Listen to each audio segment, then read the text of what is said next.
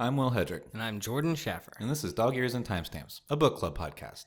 And we finally figured out who the Warbreaker is, man. I know. It's almost like it was, or should have been more obvious. Of course, it's the person that they refused to tell us anything about until like literally the last chapter. Yeah, like the wild card that had like no reason for us to really follow them, but like we still were. It's like we should have seen it coming probably. You couldn't have titled the last week's better though, or not titled, but like, you know, the little caption you wrote like, "What's the deal with Vasher?" I was thinking about that this week, and I was like, man, that was perfect because, you know, I was thinking about that the whole time I was listening. I was like, what is his deal? And then obviously we learned what the deal is. Right. And he and Denth and whatever, that Shashara, the lady that makes Nightblood, and they had two other friends, and they're evidently the five scholars that gets mentioned at some point, either a week ago or 2 weeks ago. I can't even remember. Oh yeah. But you know, whenever Ciri's getting some histories in and learn, it must have been last week because she didn't start like learning anything until about then. Whenever, you know, they're at court. So yeah, we know the founders of Awakening, more or less. And we know that happened about like over 300 years ago. So, well, far longer than that even. Well, we know that we learned that Vasher's over 300. Right? Well, him being one of the scholars, yeah, far longer than that, because the five scholars are the ones that sort of discover the area, the inner sea area or whatever, and then they sort of start the the civilization that's there. So they're, you know, considerably older than that, because then however long that is, to the point where the kingdom splits up, and then that's the many war, and then the many war ends 300 years ago from the present of the book. So so they're considerably older than that. Well, I mean, what do you think of the whole thing overall? Did you enjoy it? Yeah. Would recommend. It was good. Yeah, I would recommend it. I would. Yeah, me too. I was talking about it today at work because I had finished listening super early, because I started listening Thursday last week, like right after we did our episode. Then Thursday, like at work, I was listening and just getting really into it again, and I probably knocked out about half of it, and then did the last little bit today. But after finishing, I was like, wow, that was really good. Like I felt good. Like it had a lot of great characters. Like the personalities of like the few male characters we got, like kind of shown through like right at the end.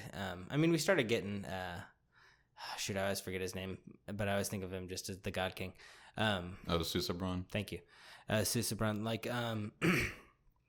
like we kind of get his personality when he learns how to read and write last week. You know, last week we kind of started to get to know him, and Ciri fell in love with him back then. But this week he got his tongue back and he started talking, and it was almost like it was just a way that he could. I mean, it was a the only way that he to could stop the atomic bomb from dropping would be to, you know, give the most powerful being in existence the ability to use his powers. So, you know, it's definitely just like a story mechanic, which is fine. Yeah, it's just like kind of out of nowhere, or not. I guess not out of nowhere. I just felt like everything came together immediately at the end, and maybe that was, you know, or maybe hopefully that was intentional from the beginning, was for this like long build up for just everything to happen at the end there or whatever. Yeah. But I don't know. I just feel like there could have been a little bit more. I still don't care about Vivina at all. She's just nothing. Yeah. She doesn't do anything ever. Oh, come on. She doesn't. She does absolutely nothing the entire time. She's the way that we get to kind of learn about Awakening, I think. She was like the tool to. But we didn't need that. We could have actually known anything about Vasher if we had just followed him as a character instead of her. Well, also she had to convince Vasher to save Ciri, and then she had to go save Vasher. So, you know, she had her moment. this section. That was kind of it though. Like this section, I think Vivina is just a cheap character. The whole rest of the book, she was sort of kind of dragging ass. Like she wasn't doing anything. She kept trying to do stuff and was just fucking everything up. And then this last section, she sort of did like a couple really cool things, I thought. So especially when she started to figure out like Awakening a little bit more, and she was just like, oh yeah, I'm into this. I'm in. Yeah, it was cool. Like her character switch is really, really quick, where like all of a sudden she's into everything. Yeah. And like because certainly in the build up, right? The first week and the second week of us reading, she is constantly struggling with herself because like she's seeing the necessity of what she's having to do versus what she was raised to believe in. And there's that inner dialogue and struggle. And I was like, okay, this could go somewhere. But then this last section, it all just happens. And the inner dialogue's gone. And she doesn't care anymore. And she doesn't care so much that at the end of it all, the epilogue, she's just like, I'm not going to hang out with Siri. I'm not going back home. I'm going to hang out with this dude that I met 5 days ago. Yeah, but it's completely out of nowhere. That was the only time anything started to sort of come back together in her life, though, right? Like, he saved her from like the streets, started teaching her about Awakening. She had a kind of a knack for it. I don't know. Things started to turn around, and she gained purpose again when he came back. Like, I know that's kind of lame to give one of the female leads purpose again when she meets her male, not love interest necessarily, but her. It's I guess it's cheap to say that like she needs a guy to make her matter, but it is kind of true that when he came in, guy or girl, like the fact that he knew about Awakening and was the skill, and then he had oath. Wait, what's the sword's name? Blood Oath. Nightblood. Blood Oath. He had he had like just like Nightblood and the experience and Awakening to teach her, and just I don't know, things only started getting good again for her at that point. She was like right on the edge of like about to start whoring herself out. Yeah, but things getting good for her isn't indicative of her gaining meaning or being useful. It just means that things got good for her. Well, I mean, better than her living on the streets. She started to find like her value, again when she started to awaken, and then she started to trust her instincts, and then she became like and then she went and she saved Vasher, because she even like debated like whether or not she should, because she had been trusting her instinct before, but she kind of hadn't really been trusting them too. She hadn't been letting herself fully trust them. I know that's kind of cliche, the way I'm describing it, but I mean, you kind of see what I'm saying, right? Or you just, I mean, I'm not going to convince you to have any feelings for her, but you can kind of see what I guess he was trying to do. I'm sure you saw it while he was reading. It just didn't grab you as a compelling... I get her story arc. I just think it's not a compelling story arc. Right, yeah. I was sitting here trying to explain that story arc, and I was like, wait, no, he gets it. Like, he doesn't need me to tell him like what he was going for. I mean, I don't know. I guess it worked for me. It was good enough. I enjoyed both of the female leads. I know I said it earlier, but I enjoyed both of them. And then I think Ciri's a very good character. Yeah, she was very cool. I think that she was active and capable, and she was a much better story vehicle than Vivina was. Yeah. The only problem that I have with Ciri is, and it's not even a problem that I have with Ciri, it's a problem that I have with part of her story, is that, and obviously it's a mislead and a misdirection in the storytelling, which is obviously how storytelling works. I just felt like it was kind of like convenient in a way, is that Bluefingers is actually the bad guy or whatever. Like, he's the one who's orchestrating the war more so than anybody else. The Pancall are not even just him, but to his faction of the Southern Kingdom, to get Hallandren and Idris to fight so that they can fuck each other up, and then in that chaos, Pancall can be like, well, we're independent and neither of y'all can fucking say anything about it because y'all are too weak now. And like that from an intrigue level is interesting, to have like somebody behind the scenes or whatever, but there was never, in my opinion, there were never enough hints that gave anybody, us or character-wise, the chance to think that might be a possibility. Yeah, I could see that. And so it's just like, and here's the real enemy at the end, just to throw another, twist. Yeah, I mean it's hard because I mean we're looking through the eyes of Ciri and Vivina, and I mean Vivina was trusting of Dash, or that's his name, right? Who's the guy, the mercenary in the beginning? Yeah. Denth. I'm freaking just fusing everybody's name together. I'm bad at names, obviously, with these books. I mean, she obviously trusted Denth, but I mean, I guess she even reflects about it later that she like trusted him, but didn't like care at all. And then when she cared about Vasher, it kind of changed things. But both of the sisters had a big betrayal.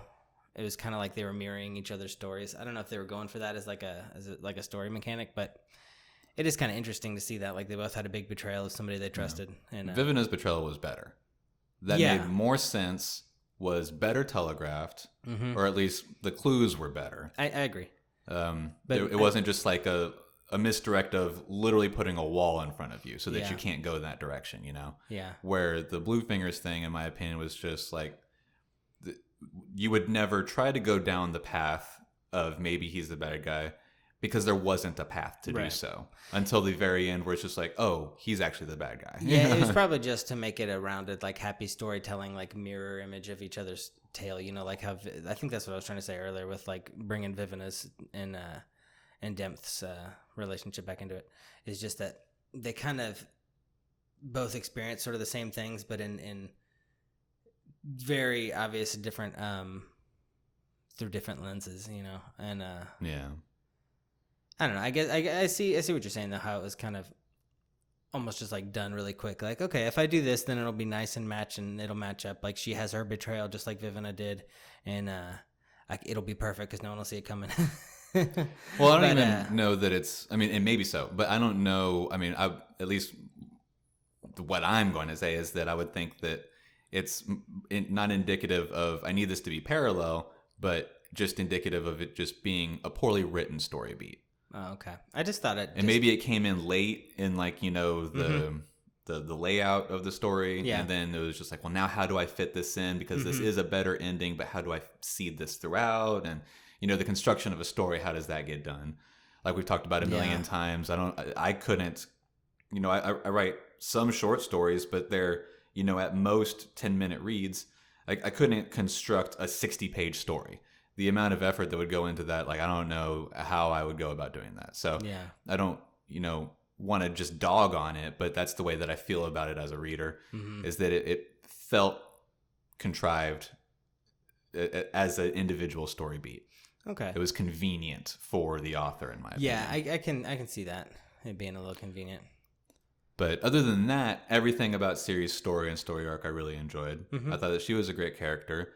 I liked the development of Susebron, even though he's not really a character, aside from just literally being a character. He's not a character that we really care about. We only care about him because Ciri cares about him. Yeah. But there's no development of him. The only development is that he gains a skill, which is communication. Yeah, he was always compassionate, you know. And then Ciri just kind of fell in love with who he was, and but he was already a target smart. For compassion. Yeah, he was already, you know, very smart. He had been alive for, at this point, 50 years, so he had experienced, you know, a limited amount of things that his priests, you know, only let him.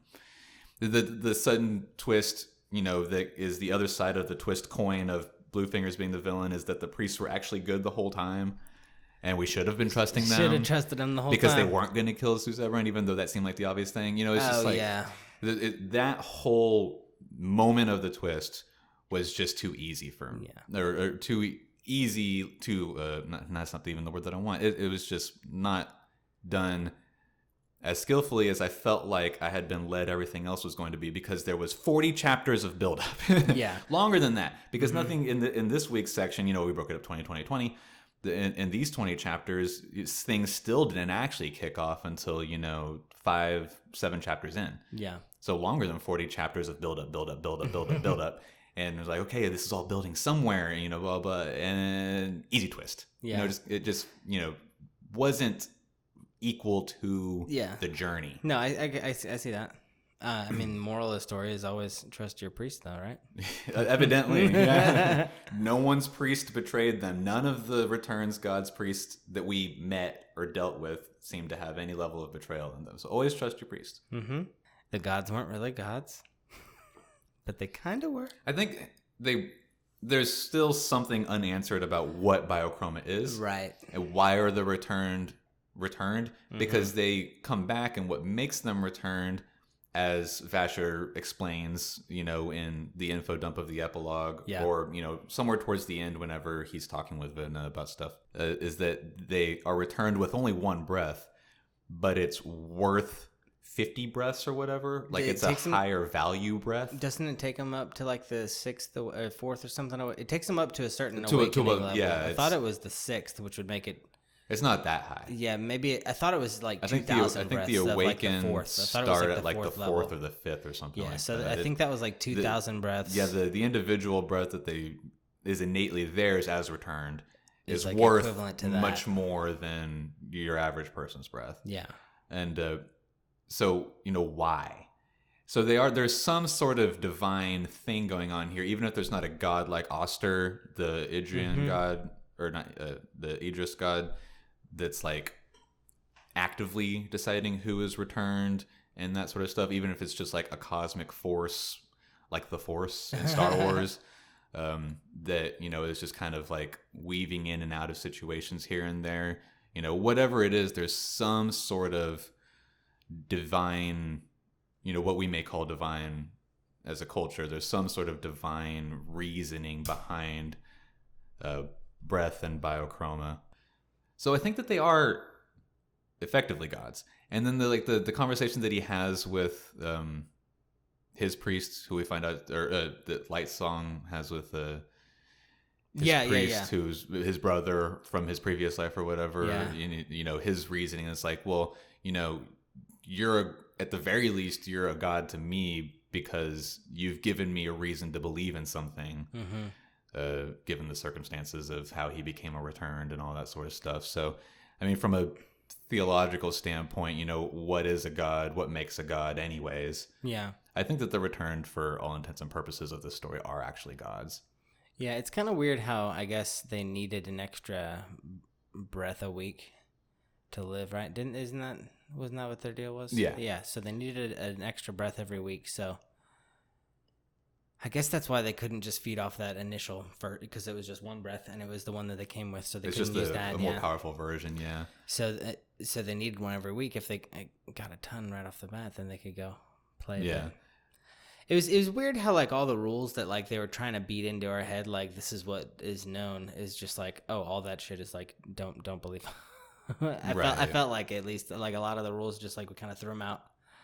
Oh, they absolutely were, because we didn't learn anything until Vasher decides to teach Vivina some stuff. Yeah. And then we get the spiel of, the 4 different kinds of Biochroma, the godlike versions, the returned, the being able to awaken an object, being able to awaken, whatever it was. Doesn't matter. Don't need to detail it, I guess. But we get that info dump of chroma rules.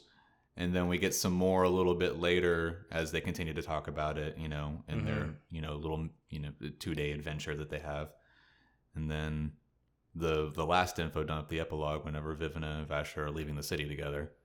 Yeah, I was smiling really big during that info dump. Like all the info was like everything for the story was kind of well rounded and kind of just put to bed, and at least most everything, not obviously everything, but almost everything. And then right at the end I was like, ooh, we're learning about awakening, because that was honestly something they didn't really play around with until the last section, which was well done, because it made me really really really really want to know how it worked, and it like made me really want every little bit of when Vasher was teaching Vivina, and then right at the end when it like gave us that wad of info about it, it was just, that made me happy.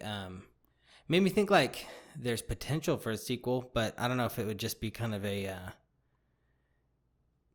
I don't know, like like for the fans kind of, right? How like there definitely could be, because I mean he may just decide to come back to this part of the mythos.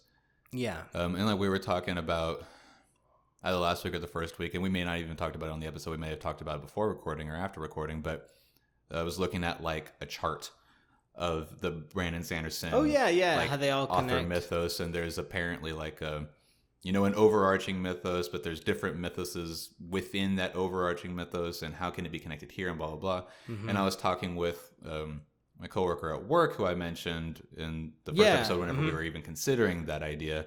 And he was like, well, that's a standalone book. You know, we were talking about it. I was talking with him about it a couple days ago. And he says that there's, and I put forth the idea that, well, it sounds like something that fans are just coming up with, you know, at least that chart that I saw. Yeah. And he was like, that's what it was in the beginning. But then Sanderson was just like, well, I'm going to run with it. I like it, yeah. And so I was like, okay, cool. So, you know, it's like what we talked about last week. That's what happens with like Zelda. That's what happened, I'm imagining, with the Stephen King thing. Yeah. It's, you know, the fans will create an idea, and then the creator's like, that is a good idea. I'm going and to I can continue to do things with that. But apparently, like, Nightblood is alluded to in other things as well.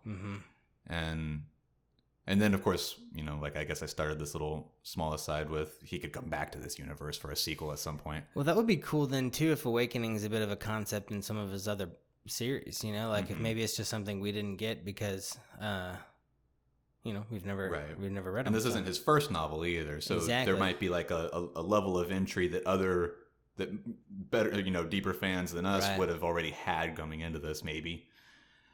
More qualified. So, yes. Yeah. And at least in this universe. Right.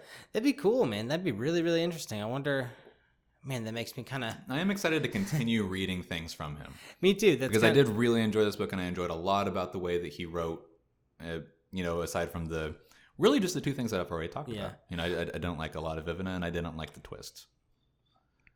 The ease of the twist, I should say. Yeah. The twist itself was a good enough mechanic, but the ease of it was just, you know, it didn't feel earned. I felt like we were trying to earn something different. Okay, like you go through a dungeon thinking you're going to get the sword, but then you come out with a boomerang instead. You're just like, well, that wasn't what I thought I was going to get. Yeah, it's still cool, but yeah. I went through all this for something way more complicated, and I came out with a consolidation prize. You know, it's just a little weird. Yeah. I really enjoyed the honestly all the characters. I liked how they grew. They all had to go through their own bit of turmoil. I always enjoy how we cut up the series too, when we cut them up. Cause like last week we left Vivina just like in just a pile of crap in the streets, just like ready to get her life ruined. It was basically already over, and then right at the beginning of this week we save her, and I don't know, it's fun because we always end up breaking them into really, really nice cliffhangers, I think, and I think that's a testament to just the structure of publishing. It's kind of fun to serialize it too, I guess. I'm just sort of into it. Oh yeah, definitely, for sure. Yeah.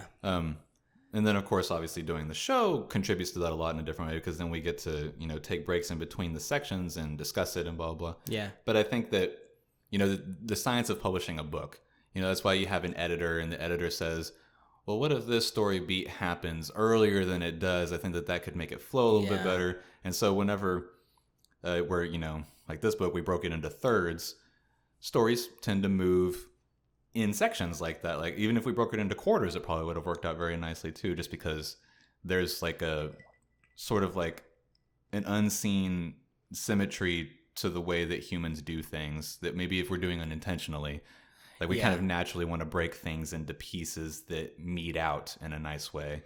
I was kind of relating it to, in my mind, how like I binge watch series pretty well. So it's kind of fun to serialize these books rather than what I always would do in the past, especially since I had it on audio and I could listen at work, and I would just sit there and I would binge, just and tear I would through literally it in a 9-hour day and then finish it off when you get home or whatever. And then I'd usually honestly finish the book and be like, I still need more, and I would just start it over and do it again, and it would keep me good for like a couple of days, a couple of weeks, you know. I mean, obviously depending on how long the book is, it would keep me occupied for who knows how long, but I don't know. As I was reading this one, I thought it had a good re-listen value, but it's just interesting how serializing it and taking it in this way is definitely different than like binging it, and it's kind of fun to compare books to TV. Right. Well, I think feel like it's taboo, and I think that could be also relatable to, or at least not relatable, but coincide with the level of quality of whatever the content is that you're doing as well. Because if we had read Beacon 23 in one episode, we probably would have liked it a lot better. because we wouldn't have had time to think about how fucking trash it was. I was like, are you taking back everything you said about No, it's awful. 23? It's like one of the worst things. The only thing that was any good was that one Russian dude who kept referring to the other bounty hunter in different ways about how his mother was a pig. I liked that dog I just liked thing. that creativity. I thought that was funny. That was cool. I liked that guy. The dog thing was neat. Yeah, I liked that guy. That little dog thing. I think we wanted to love the character, the female engineer from the other beacon, just because we needed to latch onto anything that wasn't garbage in that book. Yes, and that because even her herself was just like, okay, she's just snarky. Like, is that enough of a character trait that we are in love with her now? No, she's just snarky and everything else sucks. Yeah, it's enough. It was enough, man. We were alone on that beacon with him. Which maybe is parallel to what he had, because he literally had nothing else either. So, okay. I'm giving this book too much credit. Beacon 23 was awful. Don't read that book. I don't know. You heard it from the horse's mouth. Will reconsidered a lot just then. He almost said he liked it. It would have been better if we had done it in one, where we couldn't think about, the things in between. Right. But like something like this that we enjoyed, although maybe it would have been better if we had broken this in two rather than three, because the buildup would have been at least paced a little bit differently for us. Or like, it took us 6 weeks to get through Salem's Lot. Of course, we were also doing the show a little bit more differently back then, so we weren't lending ourselves to time. I still think but there back was so fondly good to that. Yeah, I'm just like, man, that book was awesome. Salem's Lot was definitely, I think, objectively the best book that we've read so far for this podcast. I kind of want to say so too, but I've been really enjoying some of the last ones we've read. I really liked this one a lot. Trying to think of. I think there were some that we had more fun with. Certainly now that we've hit, the way that we want to do the show a little bit more, as opposed to taking it story beat by story beat, where we were still kind of like feeling it out. Like we had more fun with Bring Me Back. We had more fun with 7.5 Deaths of Evelyn Hardcastle. Yeah, that one was a lot of fun. I really enjoyed that one. That was such a unique storytelling mechanic too. I really liked that. I really wasn't expecting it. We're just gonna retread waters for half a second here, but like whenever it's revealed that he's existing parallel to himself and his other bodies or whatever, and I had to do like the reading equivalent of like a double take. Yeah, so there's definitely books that I think we had more fun with than Salem's Lot, but I think objectively it was the best book. I think so too, and I've told like stories from that book like to other people, like just like when Nosferatu. That's not what his name is. Nosferatu. What was the vampire's name again? Oh, doesn't God, matter. I can't remember. Yeah, whatever his name was so when he bit Father Callahan. When he didn't bite Father Callahan, when he like made him like drink his blood, right? And then he was like cursed, and then he went to go back to church, and he got blasted off the church. Yeah, because he was like banished to hell. And then that was always how I'd tell people too, because like, and then you meet him 5 books into the Dark Tower series, and he joins their quartet, and you're like, huh? And Father Callahan's there, and he's like an integral part in like the next couple books, and it's cool because it's the same guy, and he found God again, so he like had lost the curse from the vampire. He figured out a way to free himself from the damnation. Yeah, but that was in a world that had moved on. That's like the classic saying from that is the Dark Tower is like in this universe that had moved on. Right. And feel like, do you feel awakened from this book? I'm just kidding. The lamest like dad joke. Right. Oh man, do you want to tell everybody who the Warbreaker was? I think we already did. Well, yeah. But do you want to tell? It was tell Vasher. We finally got the titular line where we find out, that one Warbreaker is someone's name / title. Literally the name. Yeah, Warbreaker the Peaceful. Yeah, it was his original returned name. Yeah, because he doesn't remember his life before being returned. But yeah, as is typical. Yeah. And so whenever I read that, I was like, okay, well, at least it came like right at the end. If it was going to be this corny, at least it came right at the end. Yeah. But like I said last week, I think that titular lines are stupid. Like 51% of the time, titular lines are fucking stupid, in my opinion. Honestly, this time when I heard it, I was like, okay, I kind of wanted him to cleverly weave it in and be like, this one broke the war or whatever. I don't know. I kind of wanted him to cleverly weave it, not literally call the guy Warbreaker. Right, yeah. For it to be more of like a vocalized idea. Right, exactly. Yeah. And I did, and when I heard it today, I was like, I can't even text Will like I told him I would last week. I was like, I was literally going to text you like, oh, that was so cool. I heard it. We got it. But then I was like, nah, that was That was not the way I wanted it. I wanted it differently. I still wanted it to happen, but I wanted it better. Right. And then when it was in the epilogue, I was just like, as I was listening to the epilogue, I was like, oh, I guess we're not gonna get it. Right. Yeah. and then smack. But I don't know. I really liked. I still kind of liked Vivina. She. I guess I just like the way she was sort of looking at the world at the end. I guess especially at the end. I don't know. I feel like each one had each. I know I keep saying that they paralleled each other pretty hard, but I feel like Vivina was sort of like a tool in the story arc of Vasher and Vivina, whereas God, why can't I ever remember his name? The God King was the tool for Ciri and his story. Right. I don't know. I could sit here all day and tell you how they're going to parallel. Just because I think I could make it happen.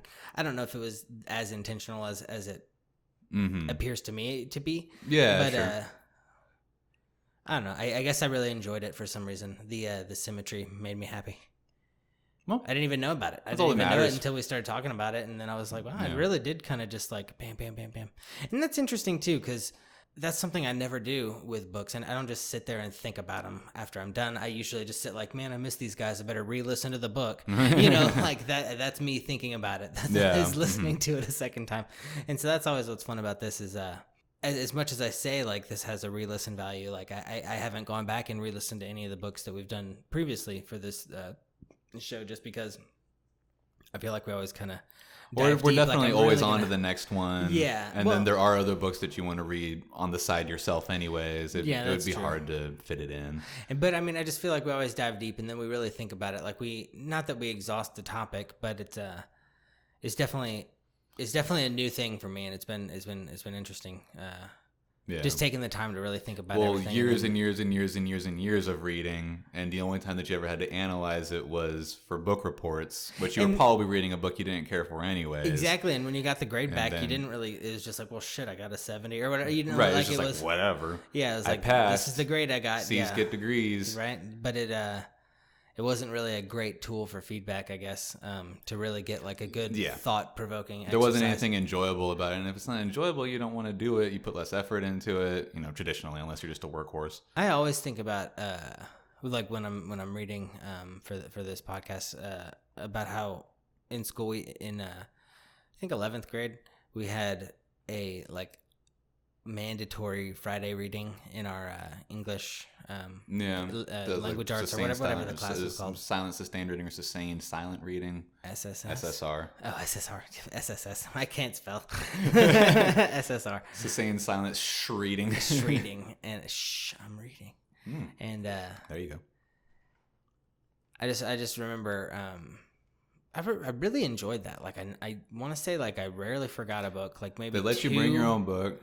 Yeah, I want to say like 2 weeks out of the year, I think I forgot a book. Like I really enjoyed it, and it is fun to kind of.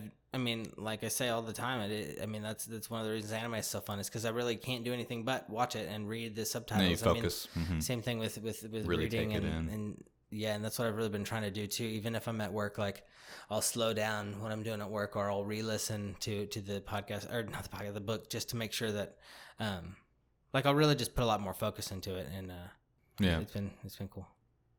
Yeah, I think that honestly, that's just the way that I intake like all media if possible. I definitely do sometimes just listen to podcasts very passively, but that's more my own fault because I listen to so many podcasts, and some of them are relatively inconsequential, so I don't actually need to be paying attention 100% of the time. But like other things that I care about podcast wise, like, the sports shows that I listen to, I want to be abreast of the knowledge. Certainly whenever it's fantasy or football season, because I run a fantasy football league. So I feel like I need to be abreast of all the knowledge.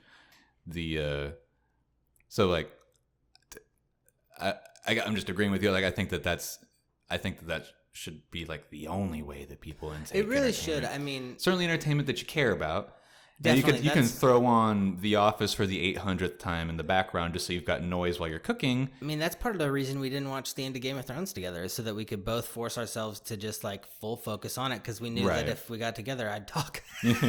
Well, and then even if we weren't doing this podcast, I would have not watched it with anybody else. Because, I know, but I mean, because the previous season we had watch party with everybody every week, and I was just like literally wanting to tear my eyes out. I know. I talk by myself. I can't help it, dude. I don't know what the deal is. Like, it's just it's rough. I don't know.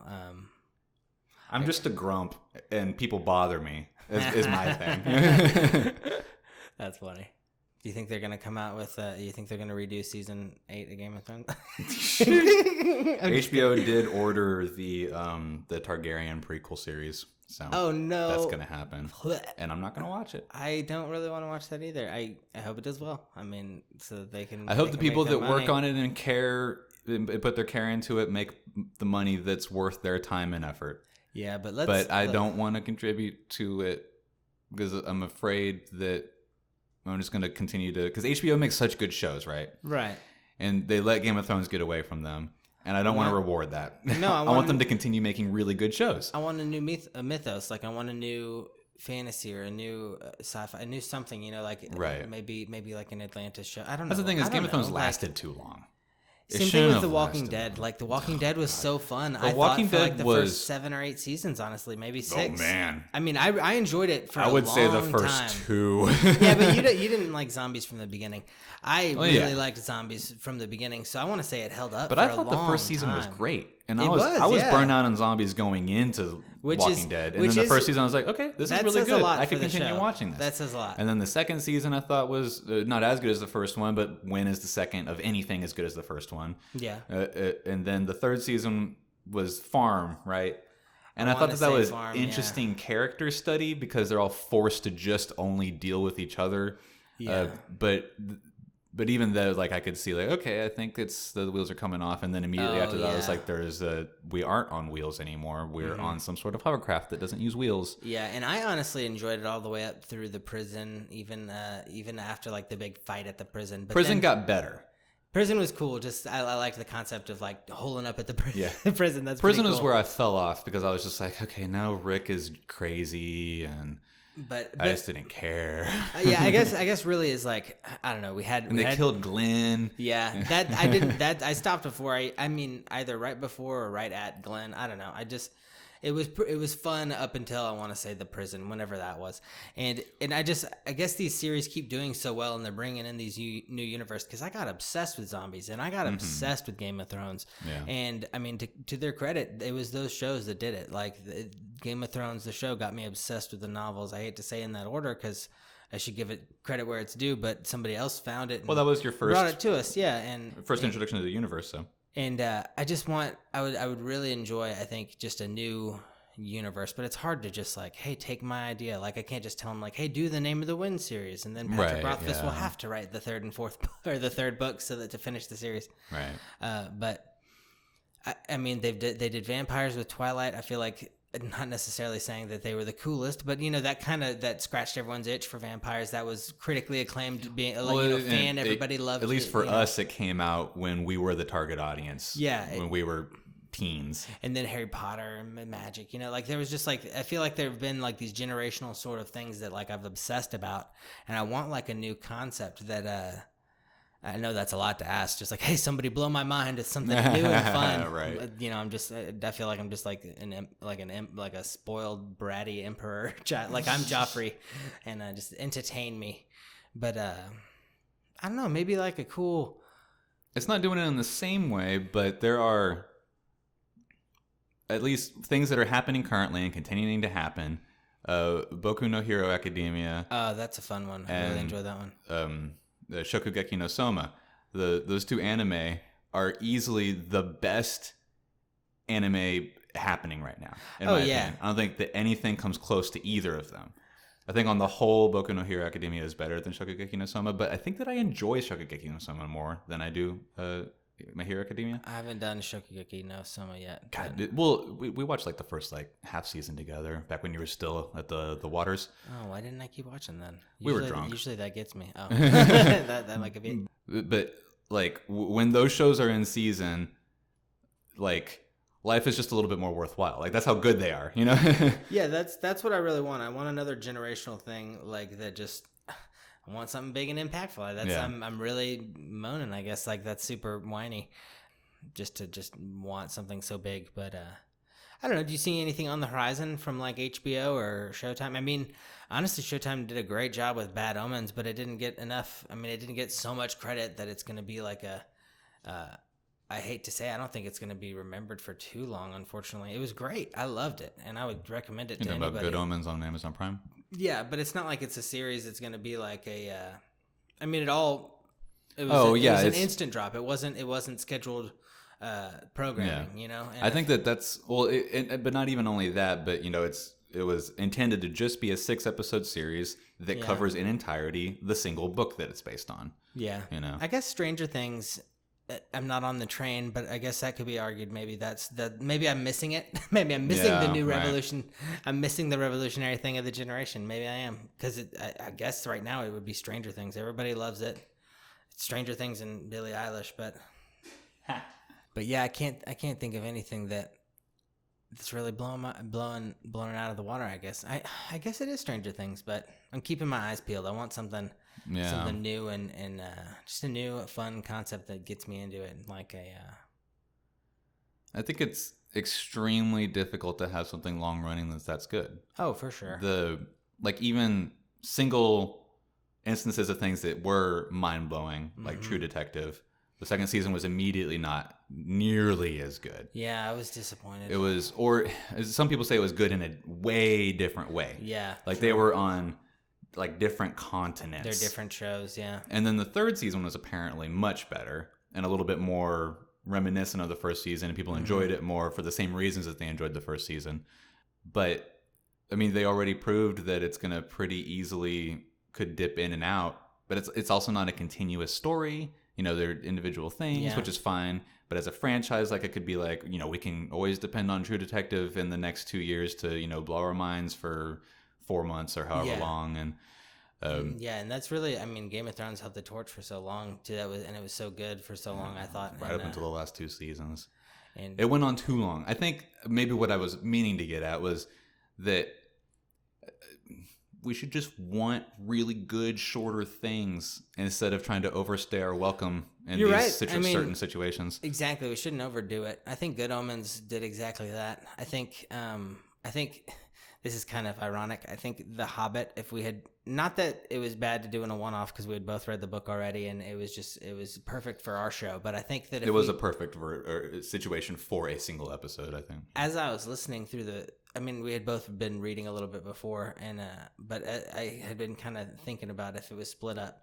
It felt like there were several good breaks in the book, that we could have broken it up serially. So we could have serialized our show around it if we hadn't read the book, and it would have been these fun cliffhangers, leaving Bilbo in the forest or whatever, and especially when he gets separated from the guys several times, and it's just. But I don't know, doing it in a one-off was just. It was interesting. Just like I feel like the movie breaking it into 3 parts is like that was overstaying its welcome. Yeah. But if we had done it in a 3-part for our podcast, that might not necessarily have overstayed its welcome. It's just and you can't. Hindsight's 20/20. The medium of reading versus a movie. Very true. And oranges to apples. And I mean, and like I just said, hindsight's 20/20. You can't know that it's going to be like, oh, we split it up into 3 great parts. Like that was awesome. Couldn't have done it better. And it's always funny to think like, I wish I could forget My Hero Academia so that I could rewatch it and enjoy it for the first time again. Because literally I'd just be like jaw dropped, like, oh my God. Sometimes it's so good. But I don't know. All in all, I would say great job. And you got a fan of your work, Brandon Sanderson. I will read more of your novels, and I already have one. So not that I wouldn't read more, but I'll read more after that one too. And I was definitely, like we were talking about at the beginning, we're excited to finally read A. Brandon Sanderson. I've been hearing about him for years at this point.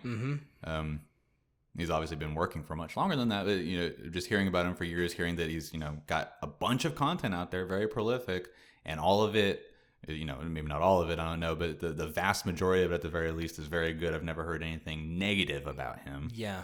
But I don't know that I've talked to anyone or heard anybody talk about his work from a perspective of having read literally every piece of it. So maybe there is a stinker out there. Who knows?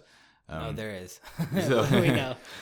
So now being, bought into him as an author. I'm excited to get to whatever it is that I do next. Maybe I'll do Mistborn so that I can talk with you and Kenneth about it. Yeah, no, this was a great hop into getting into the series, and I think Kenneth would really enjoy this book. But yeah, Mistborn is I mean, I haven't gotten too far, and honestly, like I think maybe one chapter, but it was just so different narration, such a different narration that I couldn't. And I was in the middle of the other book. I didn't want to get the two worlds confused, kind of. Right. Yeah, certainly. And I know that's silly because potentially being part of the same general mythos, it would be. I wouldn't know that I would want to read two Sanderson novels at the same time either, for that very reason. And but yeah, now I can give it a fair solo shot. I think that was a bigger reason too. Is just it being the same universe, kind of maybe confounding my perception of what was going to happen. Right. Yeah. But yeah, you want to tell everyone what book we're going to read next time? So there's a new Stephen King book. Yes. It's called The Institute. I want to say that every time we've been picking a new book, like the last 3 times, I've checked this book and it's been like, damn, still not out. It's been on the coming soon, or you can't wait to read this, or whatever. And they're right. I can't wait. Yeah, and it's finally out. Came out like a week ago or something like that. 2 weeks ago. Either the 3rd or the 10th. I don't know why I'm remembering those 2 days, but it came out this month. The 10th. So was it? Okay. Yeah, so we were talking about 9/11. a week and a day ago. Tuesday. Oh, that's right. Yeah, because exactly. So so that's what it is. It's split up into books that have chapters. So I have a feeling that's how he writes a lot of his novels. We're gonna read the first 3 books. Yeah, for the audio, that would be listen up to chapter 40. Don't listen to chapter 40, so 1 through 39 is numbered a little differently. We counted through the Kindle edition to find it, but I think it's got a bit of like a Simon & Schuster audio present, and that counts as a chapter. Right, yeah, so a few little intro things. Use it on the audible version. And we're doing 3 the parts the book said, that right? we're getting, we're going to read. So the first 3 books are The Night Knocker, The Smart Kid, and Shots for Dots. Right. So we're reading those 3 books, ending at Maureen and Avery. Yeah. It's my favorite thing about Kindle, which I feel like I say every time we get another book, is that there's no fucking page numbers. It's locations. They really don't. It's like 1,600 locations, whatever that means. Yeah. It's not the highest priority for their programmers to One of these days, we're going to get sponsored and have, 1 million listens every episode, and one of those people is going to work for Kindle, and me bitching about Kindle every single week is finally going to get heard, and books will start to have fucking page numbers whenever they're released on Kindle. Oh, man. Maybe we should just stop reading new books. Maybe that's the problem. Could it be that simple? We can only read old books that have been on their 5th edition on the Kindle when someone finally found the magic of page numbers. Oh, for the record, I just didn't know what Shokugeki no Soma was. I definitely watched. I'm on season 3.5 if I haven't finished it. I thought you had watched it, man. I was like, why don't I know what that is? It's Food Wars. So I was like, what the heck? Why don't I know that one? I definitely talked about it. No, I've watched a lot. I mean, I watched a lot, but I just didn't. I was blanking. Yeah. But yes, you got through the Totsuki train arc, right? Because that's the last season that happened. I don't think I got where they're traveling through Hokkaido on the train. I don't think I did different then. Destinations and doing stuff. I don't think I did then. I think it's in the midst of full-on rebellion where they're trying to overthrow the bad administration at the school. It doesn't matter. It's great. So definitely check that out. It's such a good season. I'll check that out then. We're reading The Institute by Stephen King. Brand new Stephen King book. Seems really cool. It's kind of like it's not a story that hadn't been told before.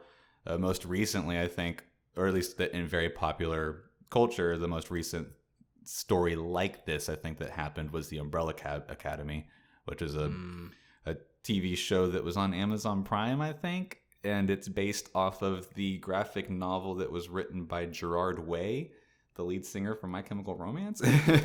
Nice. But I think it's like the same thing. Yeah. Kids with powers, they get taken away by an institute that wants to study them and figure out how to turn them into soldiers or to extract their powers to give them to soldiers or whatever it's going to be. I've seen 4 different anime that have the same stories. It's got a lot of great stuff in it that I like, though. But it's done by Stephen King, so that's what we want. Yeah, Stephen King, strong kids as leads. I don't know why I always enjoy that. I guess it's just Stephen King that I think everybody enjoys. Not everybody, but that's a very likable thing. It's nostalgic. It's fun to think of kids solving stuff and figuring it out and knowing things and then being ignorant about other things. And it's just like, I don't know. I'm really excited. This is going to sound dorky, but I mean, as you guys know from other weeks, I've been listening to a lot of like creepy, silly stuff on YouTube, and just like this is finally going to be actually good stories, not like the BS. We're gonna have an actual good creepy story. Yeah, not the like 5 true stories about the dark web that are all just horseshit. Right. But they're fun. I mean, but I want like an actual one that's like a fun 15-minute experience. Yeah, this hopefully is going to suck me in. Actually a narrative. I hope I get creeped out. I hope I get scared. I know there's an abduction at some point. I hope I'm scared at my house. Well, the kids have to get to the institute somehow. So. Yeah, they do. And the front cover has me guessing stuff I shouldn't be guessing yet. So don't look too hard at that front covers will often do. Yeah. Don't look too hard at it yet. Don't watch movie trailers. Movie trailers. Don't even. That's a podcast we could go off on probably. Yeah. Don't do it, people. Yeah, just read the hook page. Just experience things. Yeah. I don't even like reading hook pages. Yeah, honestly, just take our word. We have to do it for this show. But yeah, just take our word for it. This will be a good one. Go into everything blind. And just experience things. But yeah, if nothing else, just take our word for it. Warbreaker was good, so you don't need a hook page. It was good. Read more Brandon Sanderson novels. Yes, they will leave you satisfied, just like Stephen King always has. Man. All right. We'll see y'all next week. I'm Will Hedrick. I'm Jordan Schaffer. This is Doggers and Timestamps.